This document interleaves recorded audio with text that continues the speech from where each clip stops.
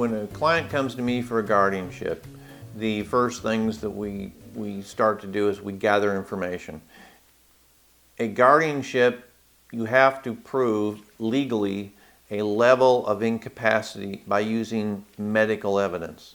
So you're taking medical evidence and trying to use it in a legal world.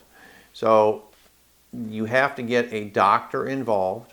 You have to get the doctor to either give you medical records or fill out forms or something along those lines so that you can see what the doctor says is the level of incapacitation. Okay, that's the first issue with any of them.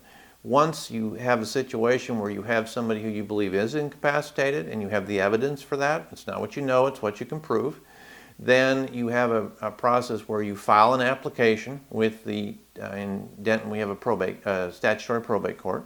You file an application and then lots of wheels start into motion.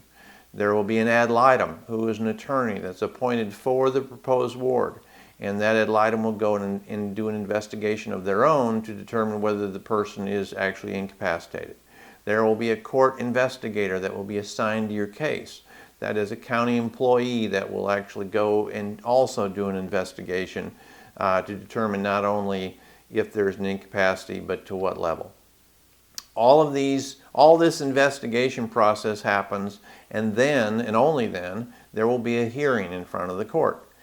Because you're taking away somebody's constitutional rights, this hearing is it's a big deal. It's basically a trial, and if the ward requests it, you can have a jury trial.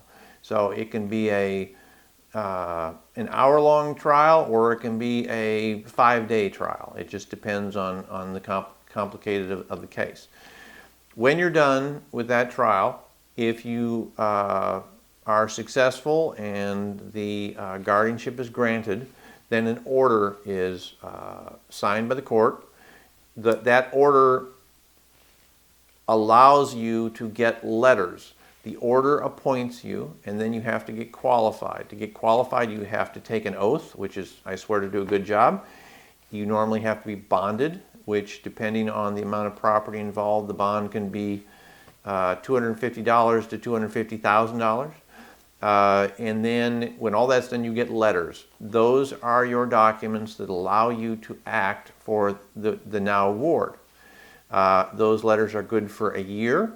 You have to report to the court at least at the end of the year, and get your letters basically refreshed every 365 days. There's a lot of other steps and nuances to it, but basically that's the broad brush